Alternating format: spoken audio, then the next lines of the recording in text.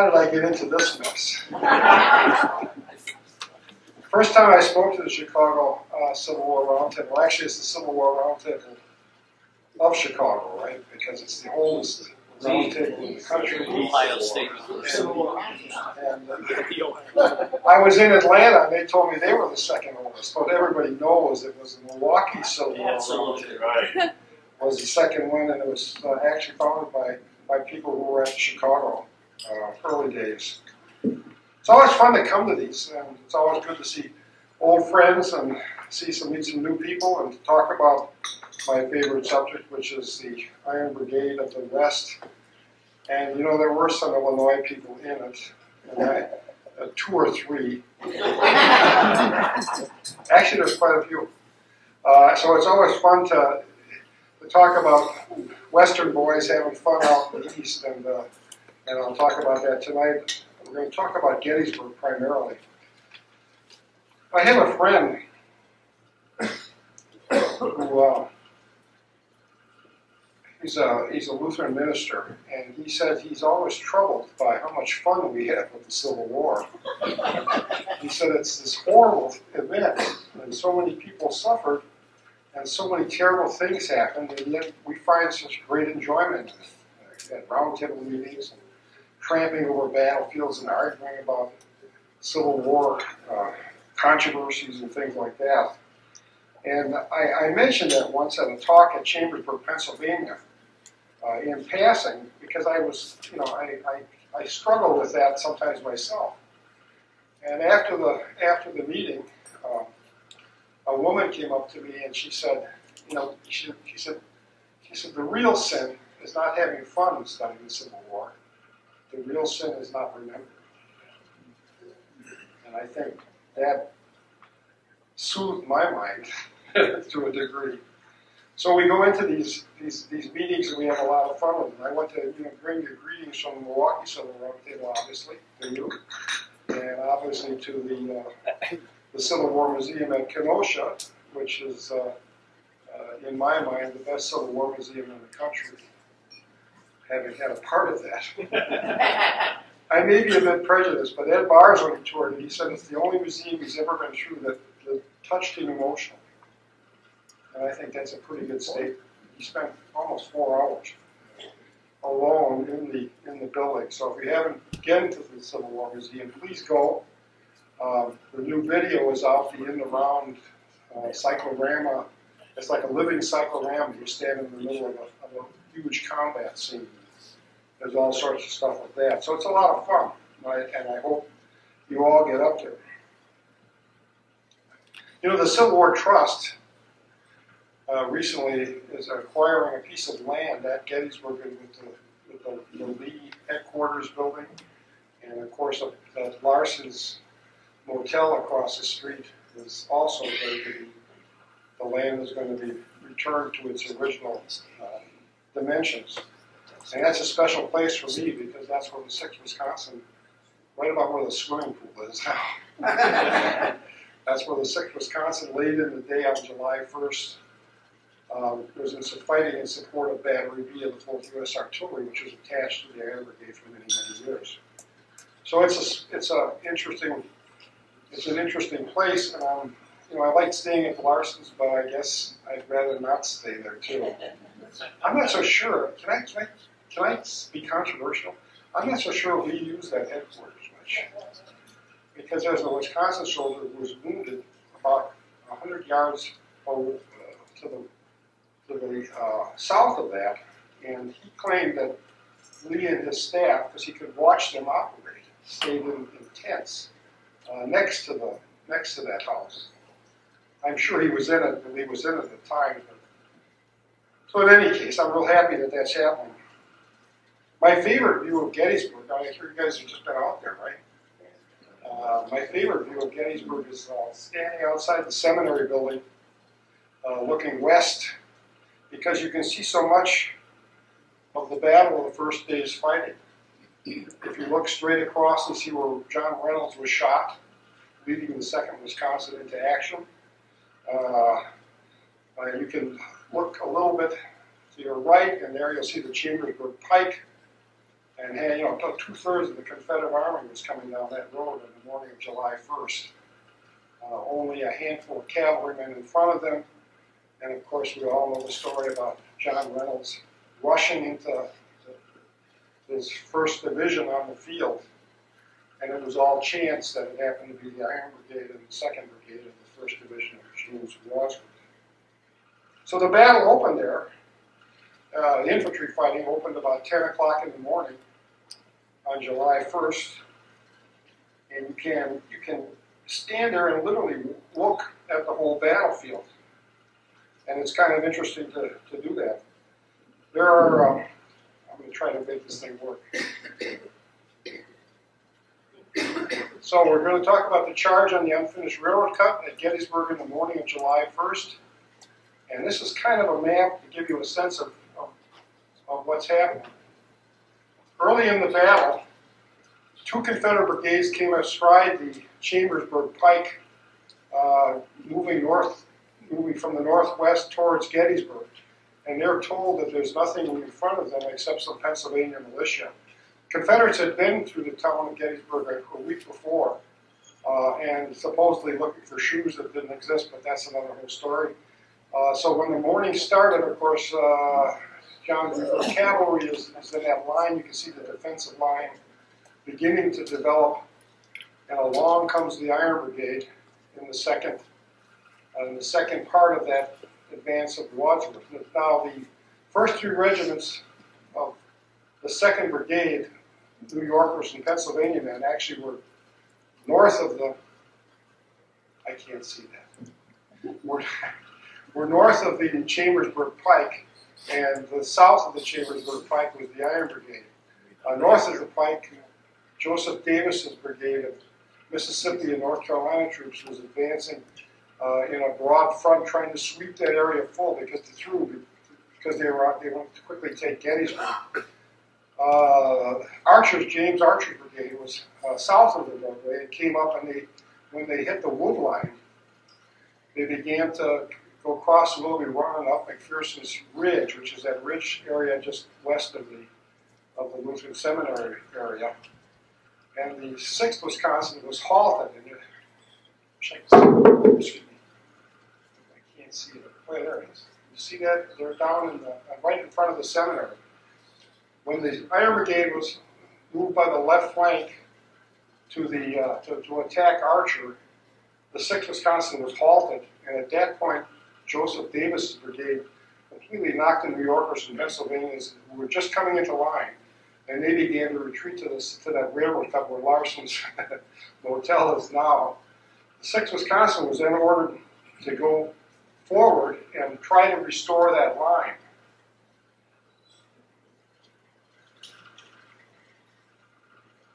And this is the situation as it was developing. The 6th Wisconsin then quickly formed a line of battle, swept towards the Chambersburg Road, and caught the Confederates in the flank.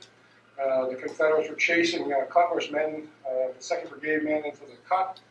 And then the Confederates went into the cut, and it ended up being a trap for them because it's very deep and they can't see how much was involved. So the 6th Wisconsin is coming up on the run. They cross the Chambersburg Pike. There's one road, one road fence, and then another fence on the other side of it. The 95th New York, which is in the 2nd Brigade, is retreating at that point. He sees the 6th Wisconsin run across their front, and he comes in on their left, along with the 14th Brooklyn.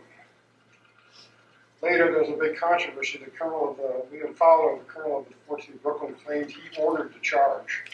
And in fact, Rufus Dawes makes a big defense of it, saying he said they were retreating when they went past him. And in fact, he never got orders from Fowler. When they actually did make the charge, the 6th Wisconsin was the main force. The 95th New York came up on their left, but there was only 100 men in the 95th New York. So the battle went on very quickly.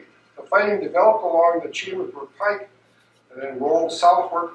One Wisconsin soldier said it was heavy infantry work, and the fighting that morning was over. That first clash of infantry was over in 30 minutes. It didn't last very long.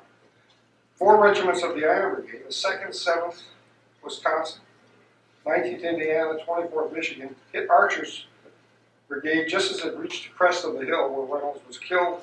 There was a series of blows, and Archers were knocked back, tumbled back into the ravine where Willoughby Run is, and Archer himself was captured. He was the first Confederate officer captured since Lee had taken command. North of the pike, the 6th Wisconsin, which is held in reserve, comes up on the run, and they rush to the right, and the order from the staff officers go like hell. So they go in and they begin to run forward to the fence, over the fence, and it's 175 yards from the Chambersburg pike to the actual cut. It is there, and in that first opening action, the Confederates realize that they're not facing militia, and they begin to call out to each other. It's those damn black hats. It's the Army of the Potomac, because they had seen them before. So the Iron Brigade is famous for their black hats, and this is what they look like. This is the Iron Brigade's first uniform, issued in August 1862. The white leggings were quickly thrown away, but you can see those big black hats. They liked those. That was the model 1858 dress hat of the U.S. regulars, and the reason that the Western regiments got them is because there weren't enough kepis to go around, 4-inch caps. Everybody wanted to have those smart little snappy caps with a flat top on it. But there weren't, and nobody to speak for the Wisconsin men. So they went down to the quartermaster stores and dug out these old black felt hats. But the Western boys liked them. This is a Keith Rocco print of a Swiss soldier named Moy, who was in the 6th Wisconsin, just to give you a sense of the color. This is pretty much what they look like by Gettysburg. The leggings are gone. Some of them are still wearing long frock coats. And some are still have trimmings on their hats, but not much. This is an earlier picture of the 2nd Wisconsin man. I just love it because he's got great leggings. Don't you? I mean, he's got just got a certain attitude about him. This is a 7th Wisconsin soldier. This is what he looked like roughly at Gettysburg. Pretty wore down by that time. Not much trim, not much going on, and they went into the fight. They wearing their knapsacks of all things, if you can possibly imagine that. And fought with their knapsacks on. So, the 6th Wisconsin runs across that field to the railroad cut where the Confederates are trapped. They point their muskets over the side and start yelling, "Throw down your muskets, throw down your muskets." And in the end, 200 Confederates surrendered, and the flag of the 2nd Mississippi was captured. The sudden attack by the 6th Wisconsin quickly restores the Union line and sets the stage for the fighting later that afternoon. Of the 344 men in the 6th Wisconsin, 30 are killed outright, 117 wounded, and 20 missing, a total of 167, roughly 48%, in the space of just a few minutes, if you can imagine crossing that field. One of the best accounts of the railroad cut charge is that of Rufus Dawes. He's 24 years old at Gettysburg. He's a native of Ohio. He's in Wisconsin with his father, clearing land at a place called Mauston in Juneau County, which is the central part of the state. When the war starts, he quickly forms a company and rises through the ranks to lieutenant colonel. He's in command of the regiment because the colonel of the regiment, a guy named Edward Bragg, had been kicked by a horse and was in Washington recovering. So all of a sudden, we got this young 24-year-old officer who had been pretty combat experienced by this time. He's suddenly in charge of the regiment for a time. He sends a letter to his girlfriend, Mary Beeman Gates, in Marietta, Ohio, before the battle, about 3 days before the battle, said, "I hope I do something great." And of course, he's just about to. So this is his earliest account of Gettysburg, and he wrote about the crossing of the field. Rufus Dawes. "I ran to the rear by companies, by my colors, and I began shouting, 'Forward, forward, forward, charge, a line on the colors.' It must be remembered that during this time we were under a fearful fire. The musketry crashed with an unbroken roar before us. Men were being shot by the 20s and 30s in breaking ranks, by falling or running, but the boys crowded to the right and left towards the color and went forward. Nearly 200 men were shot. There was no royalty in rank then. It was the valor of noble men in the ranks that enabled us to breast that awful storm. A correct picture of the charge would represent a V-shaped crowd of men with the colors at the point moving hurriedly and firmly forward while the field behind. The stream was men plunging in agony to the rear or sinking into death on the ground. This is another picture of the Iron Brigade to give a sense of what they look like. There's Rufus Dawes. That's a picture when he was a major in 1862. And this is a drawing that he made of how the 6th Wisconsin ran to the fence. We made a column right and then by the left flank into a line of battle and went to the fence. And this is a picture of them that was taken closer to the time of the battle. Again, he shows they crossed the fence and there's that V line with the flag at the point of the spear. The 95th New York is coming up on the left. The 14th Brooklyn is 3 minutes behind it, but takes all the credit. This is a breakdown of the actual regiment by company, showing some where different people are and where they hit. If you go to the railroad cut, you see there's at the lower end of it. It's pretty shallow, and actually the point of the attack actually hit right at that lower level. But it was the ones that were caught in the deeper section that couldn't see or couldn't fire. In the line end, where he was a guy named William Remington, he's one of the officers of Rufus Dawes' first company. He's remembered as a quiet, solid man, and he's caught up in a fire. He wrote this after the war. At the time, I saw that we had driven the enemy back on his colors, which were stuck in the ground, and the regiment they belonged to had fallen back into a railroad cut hard by. Then I thought I could take their flag. I went up 1 or 2 companies towards our right, went through the front of the line, and got started.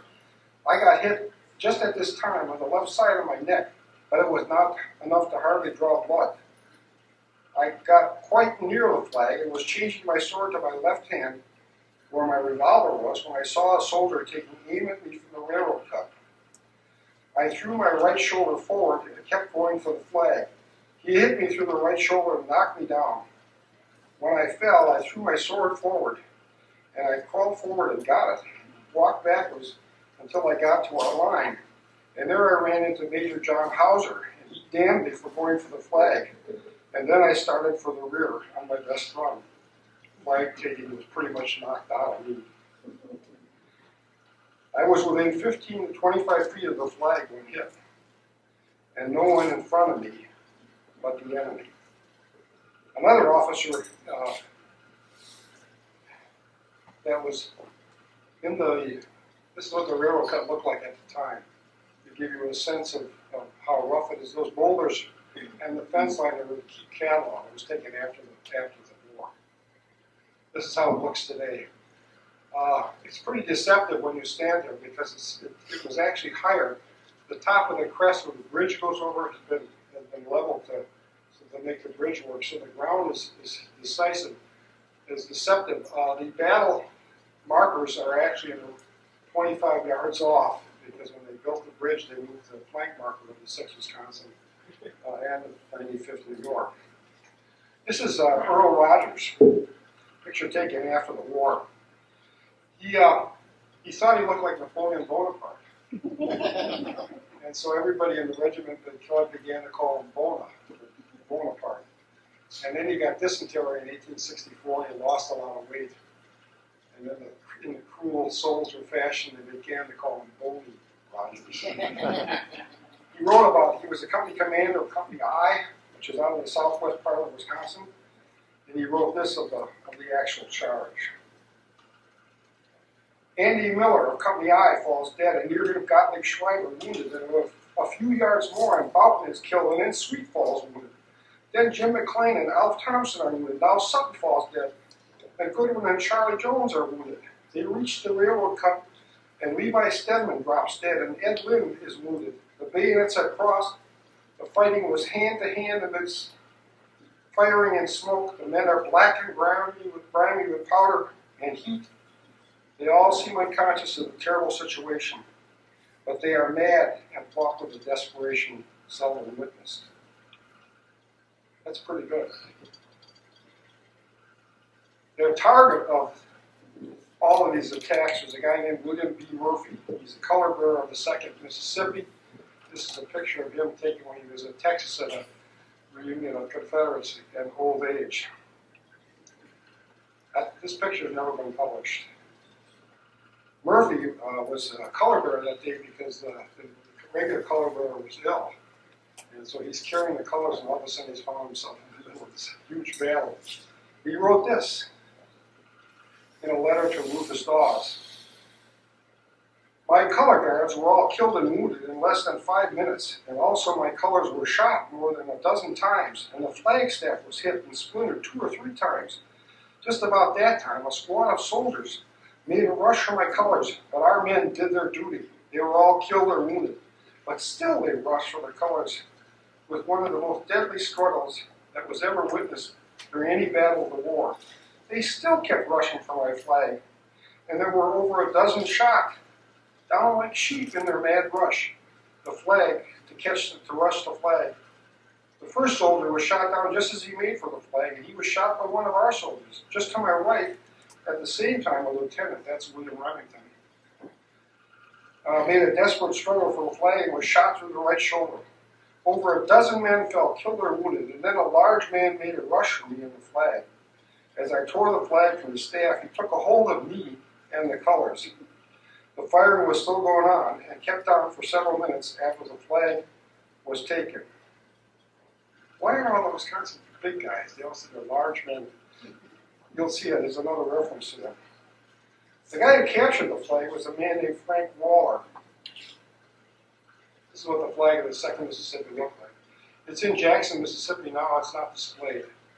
For a long time, it was nailed to the wall in the Wisconsin Historical Society. And then in that terrible period when they gave it back, they set the flag. I think we had to mount an expedition to go there. Get that flag. Who's with me? Who's raised the flag? Yeah, see? Damn your souls.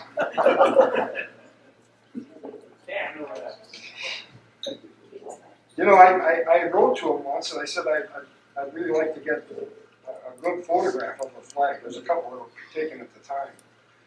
And they wrote back and they said, well, what do you want it for? I said, well, maybe make a copy of it. They said, oh, you have to pay for a license to do that. To make a copy of the flag that we captured? You're telling me, a Wisconsin boy, that I have to... So who got the flag? This man right here. Frank Waller, Company I, Anderson Guards, one of the men who made the rush for the flag. He and his brother Sam were farmers from near DeSoto in southwestern Wisconsin, and they were caught up in the war. Frank Waller, his comrade said, was one of the toughest men in the Army of the Potomac. They said he never missed a battle or a meal. And he never wrote about how he captured the flag of the 2nd Mississippi until 20 years later, when at a reunion, another soldier named Frank Hare claimed that he captured the flag. And Earl Rogers, who was his company commander, was so incensed he wrote to Waller, who was farming in South Dakota. Family still owns land in South Dakota. And so Waller wrote back. He said, this is what he wrote. I had no thought of getting the flag until at this time, and I started straightforward, as did a lot of other men. Soon after I got the flag, there were men from all the companies there. I did take the flag out of the color bearer's hand. My first thought was to go to the rear one. Makes sense. For I was afraid it might be taken. Then I thought I would stay, so I threw it down on the ground and loaded and fired twice, standing on it. You can imagine that in the middle of this battle. And while standing there, this 14th Brooklyn man took a hold of the flag and tried to get it, and I had to threaten to shoot him before he would stop. By this time, we had him cleared out. We haven't forgiven New York either. Mississippi and New York on my list.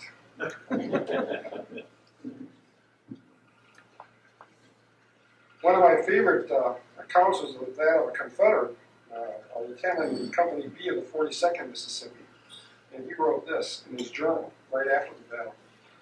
The cut was too deep to fire over except at the extreme left, and the 2nd Mississippi and 55th North Carolina had loped over my company and were too quick to either fight or escape. Consequently, the brigade of the enemy, this is one regiment, the brigade of the enemy in our front had but to come up and take us in, which they did after killing a number of men all around me. I tried to make my way out and squeeze past, but the press was too great, and just as I was going to get through, a big Wisconsin man, there's another big Wisconsin man, thrust his bayonet at me and said, "Give me that sword and stop your men from shooting here or we will kill the last damn one of you." We still talk that way in Wisconsin. Jeez. I will never forget, this Confederate wrote, and yet can never describe my feelings and thoughts just at that time when I found I was a prisoner. Wow. Boy, those Wisconsin guys must have been big. The guy that left one of the really good accounts as a private is a 5'3" Irishman named James Patrick Sullivan. And he may have been the guy that threatened this officer. He came to America as an infant with his family, was farming. When he enlisted in Rufus Dawes' company, he lied about his age. We don't know how old he was. He lied about his age to get into the company, and then when he was in later life, he married a younger woman and lied about it the second time. So nobody knows for sure what his real age is, including his family. He wrote this about 18 years after the battle for a local newspaper, and I suspect it was about the time of the beginning of when they were beginning to think about reunions and all that stuff. It's a little long, but I'm going to read it anyway because it's so good. We were then talking about the charge, a few feet from the railroad cut, and were ordered to fix bayonets and charge, which we did. Some of the Johnnies threw down their guns and surrendered. Some would fire and then throw down their guns and cry surrender. And some of them broke for the rear. I jumped into the railroad cut and a rebel officer handed me his sword. And see, is that lieutenant? Handed me his sword and passed through the cut, and I passed through the cut with the intention of stopping the Johnnies who were limbering to the rear. Just as I climbed up the other side of the cut, a big rebel broke and ran for the rear. There's big rebels too, I guess. Broke for the rear, and I called out to halt, to which he paid no attention. And I flung the rebel sword at him with all my might, but I never knew whether I hit him or not. For just as I turned to throw the sword, a bullet hit me on the left shoulder and knocked me down as quick as if I had been hit with a sledgehammer. The first thought I had was that some rebel had hit me with the butt of his gun. But I felt numb and stunned, but I was not long in finding out what was the matter. I think when I turned to throw the sword, it saved my life, as otherwise I would have been shot square through the body. Sergeant Albert Tarbox came up to the side of the cut and seeing me, said, "Oh, they got you down, Mickey, have they?" And then he fell dead. Some damn grab had surrendered, had shot him when he straightened up. They did a good deal of that kind of work that day. In my experience, Sullivan wrote, of battles for or since, I was a 4-year veteran in every major fight of the Iron Brigade. I never saw so many men killed in such a short time, as it was not more than 15 or 20 minutes from the time we saw the rebels and we had them, officers, colors, and all. After a while, I began to feel better, and like a true Irishman, I spoke to myself to see if I was dead or only speechless. And finally, it was only the latter. He stands up. He went to the side of the cut, where our fellows had a heavy line of prisoners, but I felt sick and faint, and the blood was running down inside my clothes and dropping from my pants leg, and my shoe was full and running over. Wow. I had a canteen of fresh milk that an old Pennsylvania Dutchman had given me that morning. And one of the reps, seeing me struggling with it, took it off me and held it up.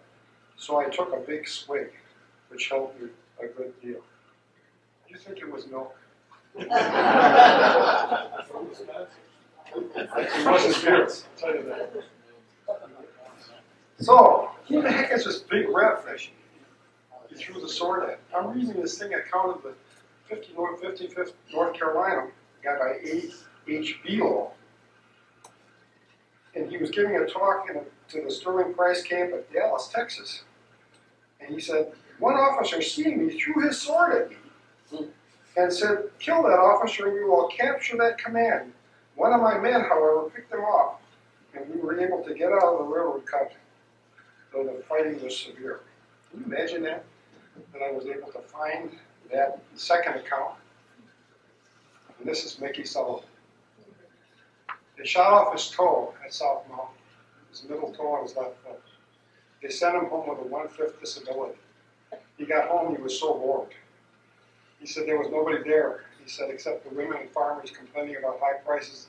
All the young men were gone, and there were some lazy men who were ducked in the war. So he went to Madison, he said, can I read this? And the recruiting officer at Madison said, do you have a name? And he said, yeah. He said, well, then you can enlist. So he went back to his regiment. That's how he got there in time for Gettysburg. He's one of my favorite characters. I actually had a chance to talk to his son. If you can possibly imagine, his son was almost 100 at the time. And his son never knew about his dad because of his second marriage when he ran off with the younger woman. The family still refers to her today as that Vamp Bessie. I don't know if I can tell you this story. And they get upset. Do you want to hear the story? Yes.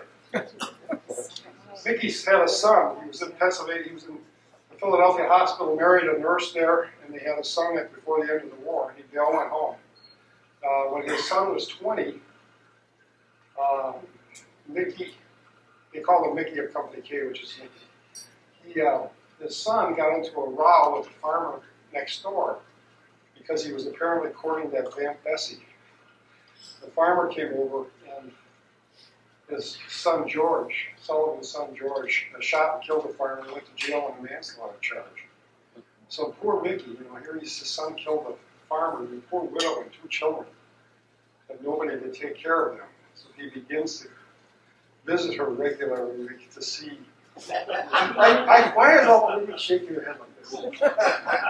You know what happened, of course. He divorces his wife, and they get married. He marries young Bessie, and son is born, and the son is 5 years old when Sullivan dies. And the second wife and son moved to Council Bluff, Iowa, where she worked on the railroad. So he never knew his dad. The son didn't until he was like 95 when he accidentally discovered he had a whole family. So he came to visit Wisconsin, and they dragged me out, and I had to give him Sullivan's account of the Battle of Gettysburg, if you could possibly did. His dad read it all the way through. His young son was like my dad. He was 95. He read through it, got a tear in his eye. He said, "Oh, Dad, I'm so proud." So that was a great moment. So what happens? There's a lull in the fighting. They form that line on the ridge, and then that afternoon, the Confederates come in heavy lines to sweep McPherson's Ridge and the Iron Brigade, and ultimately move into the town. That area around the 24th Michigan Monument in the woods is probably the heaviest musket fire of the war. It went on for almost 2 hours at ranges of 90 feet by 2 lines standing up. Every time the Confederates took a step forward, the Wisconsin Iron Brigade, Michigan, and Indiana men took a step backwards. They went back. They made 7 distinctive stands on the McPherson's Ridge until they ended up in front of the Lutheran Seminary.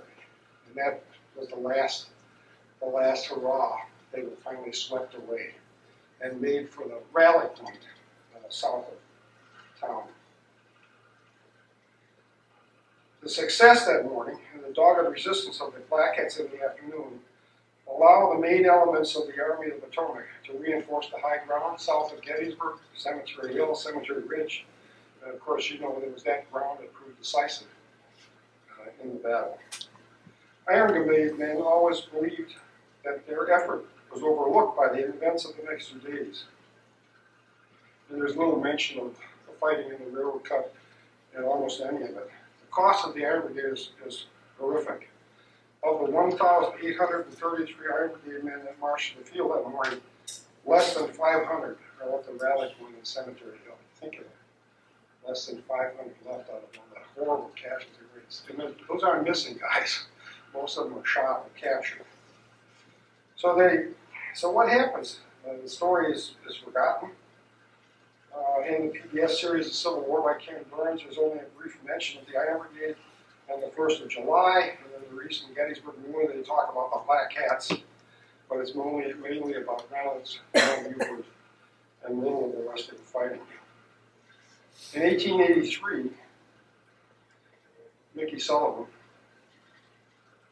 went to the State Historical Society in Madison. He saw the flag of the 2nd Mississippi nailed to the wall, but there was no description who captured it and how it was taken.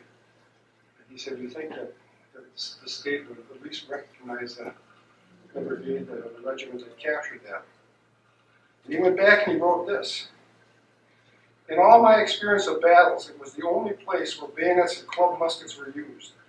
It must be remembered that our fight was done on an entirely open field, and with the exception of the railroad cut on which our regiment charged, the rebels had no protection whatsoever. The famous charge of the Light Brigade, of which so much has been said, and for writing a silly poem describing what he never saw Tennyson achieve his fame, does not compare with it. Ours was not a blundering dash, but a steady, cool, straightforward advance against a greatly superior force. No poet laureate has written about it, and no sentimental young girl draped in the stars and stripes has recited it to an enthusiastic audience. The charge of the 6th Wisconsin on the railroad cut is forgotten by all except a few veterans and cripples and the wives and mothers who lost all they held dear. Forgotten by all. Well, not tonight. Thank you."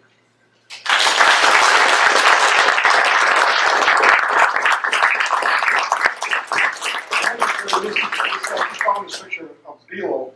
That's the guy he threw the sword at, and of course there's two famous illustrations of the charge on the railroad cut. This is one of them, and of course that's the most common one by Don Triani. Both of them have some things wrong with them, like the people in different places, but let's not put them. They're very common. I will take 2 easy questions because I'm bored. Sir. What's the papers? Were the Wisconsin boys a little taller and bigger than the rest of the regiments? I don't think so. I think they were. I'll tell you what I think you saw, or what they saw. People that settled on the frontier in the 1850s and 60s tended to be pretty robust young types. It wasn't the quiet types in Pennsylvania or New York or elsewhere that stayed home and tended their shops. So the people who came to Wisconsin and Illinois and Indiana and all those places on the frontier, I tend to think were physically pretty well developed. When they saw the 6th Wisconsin march through Chicago, they said, "Why, those men look like they haven't slept in a bed in 6 months." And they said they were tall, big, strapping fellows. And it's mentioned a couple times by different reporters seeing them for the first time. So I think they were good-looking, a good, sturdy regiment. 7th Wisconsin may have been the best regiment in the Army. Big, tall guys and tough. Suffered a very high number of casualties. After Gettysburg, of course, the 6th loses its all-Western identity. The Iron Brigade loses all-Western identity. And they put in Pennsylvania and New Yorkers over a period of time. And then they flooded it with recruits, drafted men. The regiments were groomed up to 600. They were groomed from 600, 800, 900 men for the campaign in '64. The 2nd Wisconsin comes home. In the middle of 1864, they did their 3 years. The rest of them re-enlisted. The 19th Indiana doesn't re-enlist, but merges into the 20th Indiana. 24th Michigan early in '65, gets sent home on recruiting duty and ends up at Springfield, Illinois as the guard for making through them. But the 6th and the 7th were all through the war and came home. When the 2nd Wisconsin came home in June of 1864, there were only 172 men left out of 1,000, actually larger numbers than that had been sent off. That's a pretty staggering number. The Iron Brigade suffered the highest casualties of any federal brigade in the Army during the Civil War. And then the list of the 300 fighting regiments, at the very top, regiment with the highest percentage of loss of any regiment in the Union Army was the 2nd Wisconsin. That's pretty good. Sir? What happened to Rufus G. Dawes after the war? Rufus Dawes never suffered a wound, and he suffered from survivor guilt. He had a terrible time, and by 1864, all of his friends were getting killed or maimed in horrible fashion. He goes, fights the wilderness, he fights spots in the courthouse. They're in the fighting near the Bloody Angle, and they're Laurel Hill, and all of those.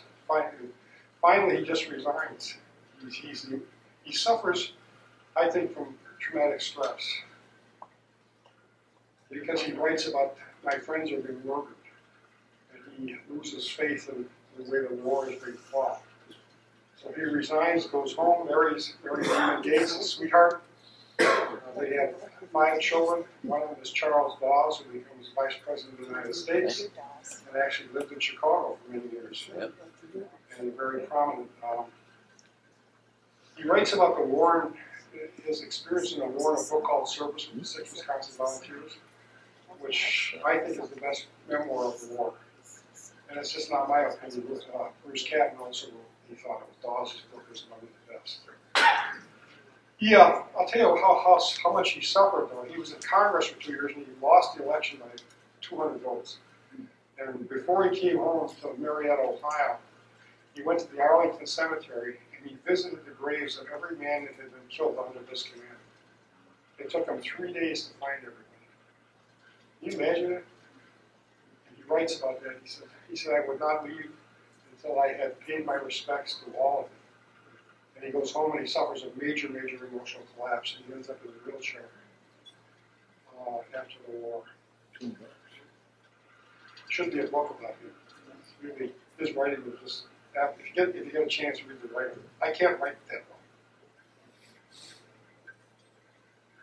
Very kind, thank you.